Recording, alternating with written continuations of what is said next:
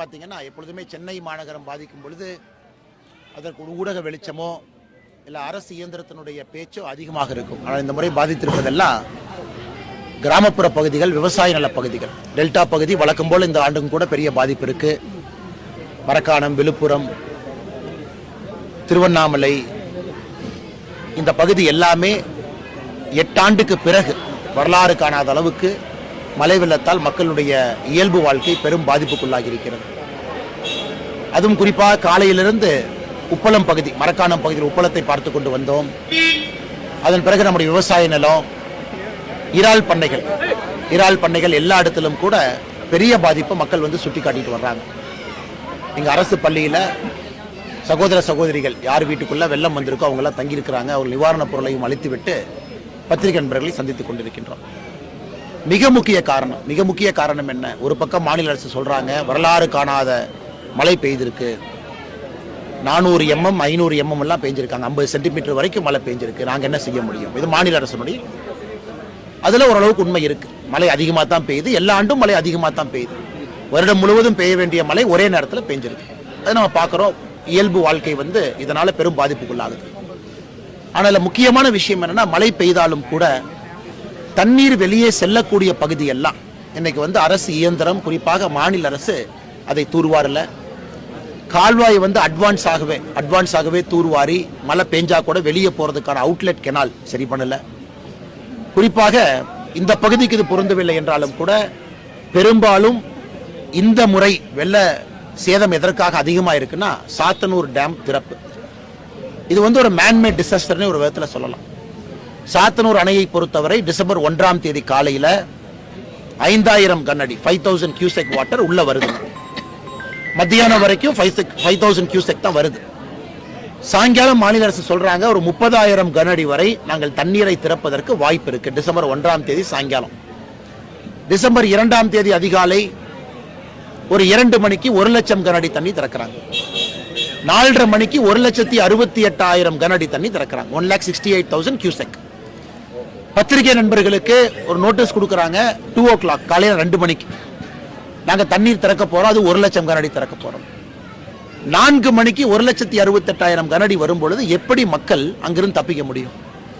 இன்னைக்கு கிட்டத்தட்ட 38 கிராமங்களுக்குள்ள தண்ணி போயிருக்கு. கிட்டத்தட்ட தென் தமிழ்நாடு, வட தமிழ்நாடு இந்த கம்யூனிகேஷனே கட் ஆயிருச்சு. ரோட்ல யாரும் போக முடியாது. விழுப்புரம் பகுதியில் ஹைவேஸ் எல்லாம் கட் ஆயிருச்சு. இதற்கெல்லாம் மிக முக்கிய காரணமாக இருப்பது அரசு இயந்திரம் இன்னும் கொஞ்சம் முன்கூட்டியே, இன்னும் கொஞ்சம் ஜாக்கிரதையாக, இது வருவதற்கு முன்பாகவே, மழை அதிகமாக வருவதற்கு முன்பாகவே கால்வாய் தூர்வாரல. குறிப்பாக அணையிலிருந்து, சாத்தனூர் அணையிலிருந்து திறக்கப்படக்கூடிய தண்ணியை ஒரே நேரத்தில் அதிகமாக திறந்து விட்டிருக்கிறாங்க.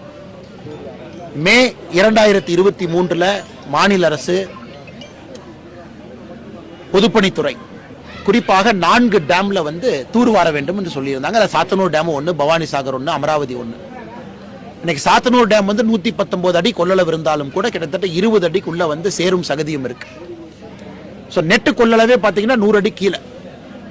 தூர்வாருவதே கிடையாது. மாநில அரசு தன்னுடைய சொந்த அறிக்கையை கூட கணக்கில் எடுக்கல, தன்னோட சொந்த அறிக்கையின் மீதும் கூட அக்கறை செலுத்தலாம். அதனால் தமிழகம் முழுவதுமே இந்த பிரச்சனை. ஒரு சாதாரண மழை வந்தாலே தாங்க முடியாத நிலைமை.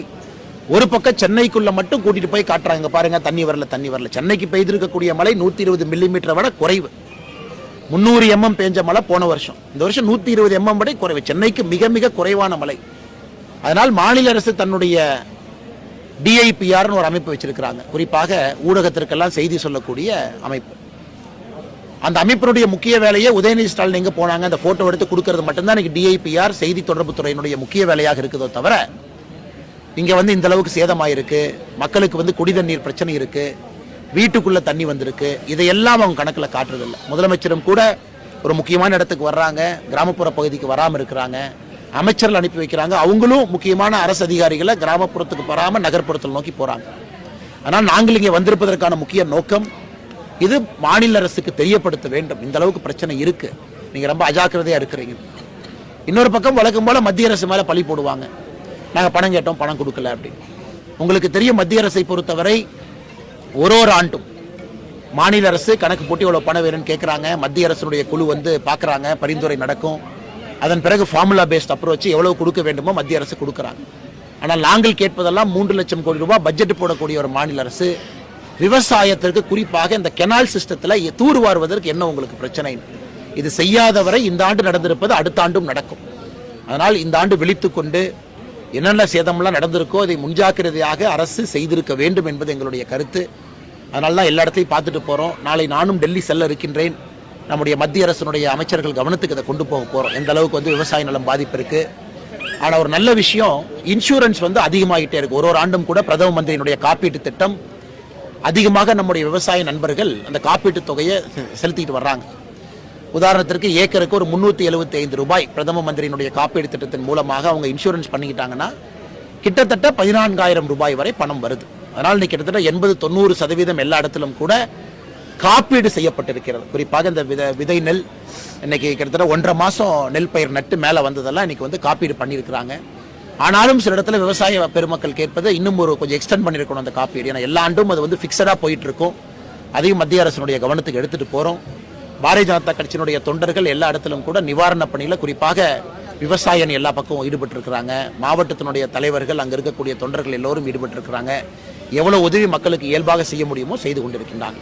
இதை தாண்டி பத்திரிகை நண்பர்களுக்கு கூடிய கேள்விக்கு பதில் சொல்றாங்க. மினிஸ்டர் இன்னைக்கு சிஎம் தொடர்பு கொண்டு பேசியிருக்காங்க. நீங்களும் டெல்லி போறீங்க. சென்ட்ரல் டீம் ஃபார்மேஷனுக்காக உள்துறை அமைச்சரும் இன்னைக்கு டிஸ்கஷன்ஸ்ல இருக்காங்க. So expectation of central team within வீக்குள்ள வித்தின் வீக் வருவாங்க. நான் எப்பவுமே அதான் நடைமுறை. ஏன்னா மழை இப்போ நின்றுச்சு. மழை நின்ற பிறகு இன்னைக்கு மாநில அரசை பொறுத்தவரை ஃபர்ஸ்ட் ஒரு அமௌண்ட் எஸ்டிமேஷன் அனுப்புவாங்க. மாநில அரசு இன்னைக்கு முதலமைச்சர் அவர்கள் 2,000 கோடி ரூபாய் முதல் கட்டமாக கேட்டிருக்கிறாங்க. அந்த எஸ்டிமேஷன் வந்த பிறகு அந்த சென்ட்ரல் டீம் இன்ஸ்பெக்ட் பண்ணுவாங்க. எந்த அளவுக்கு டேமேஜ் நடந்திருக்கு, கிராப் டேமேஜ் எந்த அளவுக்கு நடந்திருக்கு, உயிர் சேதம் நடந்திருக்கா, குறிப்பாக இப்போ கேட்டில், கோழி, ஆடு, வீடுகள், வீட்டுக்குள்ள இருக்கக்கூடிய உடைமைகள். என்டிஆர்எஃப் பொறுத்த வரைக்கும் நேஷனல் டிசாஸ்டர் ரெஸ்பான்ஸ் ஃபோர்ஸ் இப்போவே இறங்கியிருக்கிறாங்க, வேலை பார்க்குறாங்க. அதே நேரத்தில் நேஷனல் டிசாஸ்டர் ரெஸ்பான்ஸ் ஃபண்ட் அந்த துறையிலிருந்து தான் பணம் வருது. உள்துறை அமைச்சருடைய கையில் இருக்கக்கூடிய துறை அது.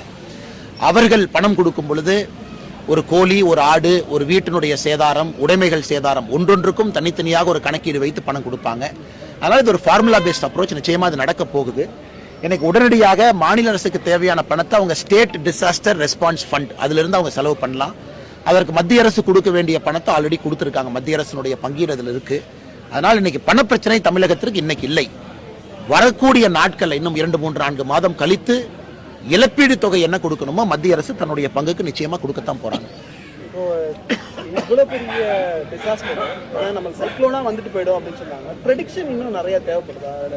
ஏன்னா நம்மளுக்கு வட மாவட்டங்கள் இருக்குன்னு சொன்னாங்க. இப்போ சேலம், கிருஷ்ணகிரி, தர்மபுரி அப்படின்றதெல்லாம் ரொம்ப டிசாஸ்டிங்கா இருக்கு.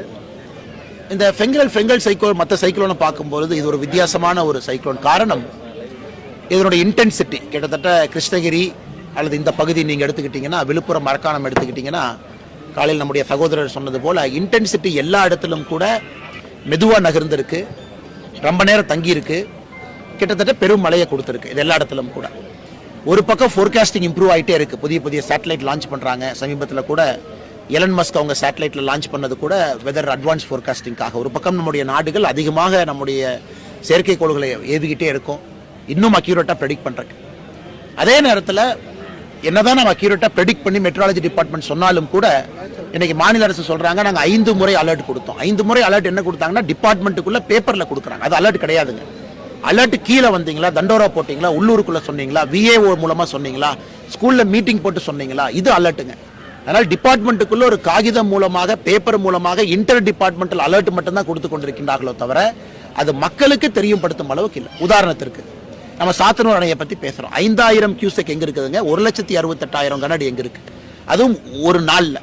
இது முதல்லயே சொன்னாங்கன்னா மக்கள் ஊர்ல இருந்து கொஞ்சம் வெளியே வருவாங்க, ஆடு மாடுகள்லாம் கொஞ்சம் உயர்ந்த இடத்துக்கு கூட்டிட்டு போய் நிப்பாட்டி வச்சிருவாங்க. அதனால் நீங்க சொல்றதே காலையில் 2 மணிக்கு 4:30 மணிக்கு திறந்து விடும் பொழுது மக்கள் 2 ஆண்டு 3 ஆண்டு சம்பாதித்த எல்லாமே ஒரு மலைக்கு போச்சுன்னா திரும்ப 3 ஆண்டு சம்பாதிப்பாங்க, மறுபடியும் அடுத்த மலை. அதனால் சகோதரர் கேட்பது போல ஒரு பக்கம் துல்லியமாக அக்யூரேட்டான ஃபோர்காஸ்டிங் வரணும், வந்து கொண்டே இருக்கிறது. இன்னொரு பக்கம் அந்த ஃபோர்காஸ்டிங் இன்ஃபர்மேஷனை மாநில அரசு எப்படி பயன்படுத்துறாங்க, அது சரியாக பயன்படுத்தவில்லை என்பதுதான் எங்களுடைய குற்றச்சாட்டு. சார் இப்போ திரைத்துறையில் அரசியல் பேசுறதுக்கும் நேரடி அரசியலுக்கும் வித்தியாசத்தை சொல்லிருக்கீங்க. அதே மாதிரி பார்த்தீங்கன்னா விஜய் வந்து இப்போ நேரடி அரசியலுக்கு வந்திருக்காரு. ஆனால் இன்னமும் இந்த மாதிரி புயல் பாதிப்பு ஏற்படுது, களத்துக்கு வரல. எப்படி பார்க்குறீங்க? அதை பற்றி நான் கருத்து சொல்ல விரும்பலைங்கன்னா, காரணம் நீங்கள் மக்கள் பார்க்குறாங்க, மக்கள் கண்காணிக்கிறாங்க. மக்கள் வந்து ஆளும் கட்சிக்கு ஒரு அழுத்தம் இருக்குது, எதிர்க்கட்சிக்கு ஒரு அழுத்தம் இருக்குது. ஆளும் கட்சி வேகமாக வரணும், நிவாரணம் கொடுக்கணும், முதலமைச்சர் களத்தில் இருக்கிற எதிர்பார்ப்பு. எதிர்க்கட்சியை பொறுத்தவரை நீங்கள் குறைகளை சுட்டி காட்டணும். ஆளும் கட்சி மறைப்பதெல்லாம் நீங்கள் ஊடகம் மூலமாக மக்கள்கிட்ட பேசி வெளியே கொண்டு வரணும். எல்லாத்துக்கும் ஒரு இது இருக்குது. இப்போ விஜய் அவர்கள் போன்றவர்கள் நிறைய பேர் நீங்கள் கருத்து கேட்குறீங்க. அவங்க மக்கள்கிட்ட விட்டுருவாங்கண்ணா. அவங்களுக்கு ஒரு பொலிட்டிக்கல் ஸ்டைல் இருக்குது, ஆக்ஷன் இருக்குது.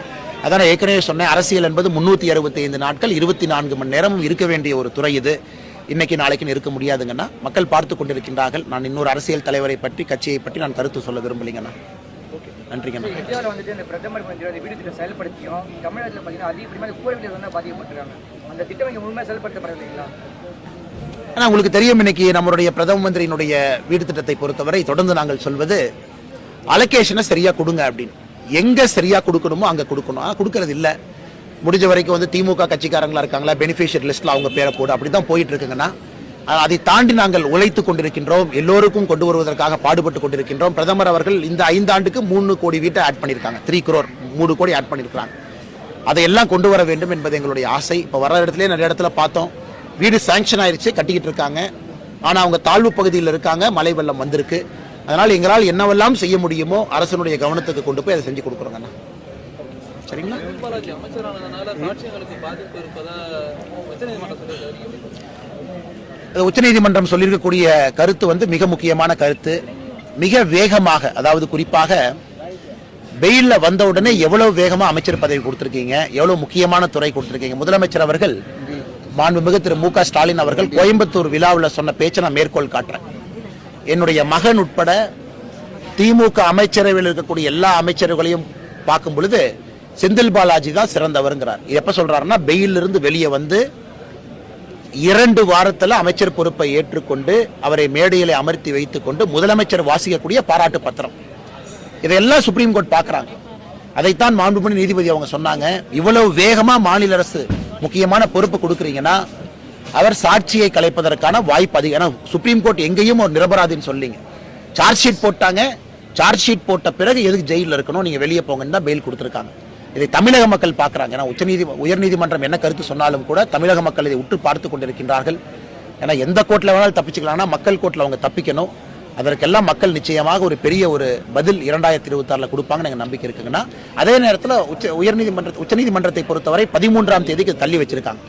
13ஆம் தேதி நிச்சயமாக உச்சநீதிமன்றம் ஒரு ஸ்ட்ராங்கான ஒரு ஸ்டேட்மெண்ட் கொடுப்பாங்கிறது எங்களுடைய நம்பிக்கை.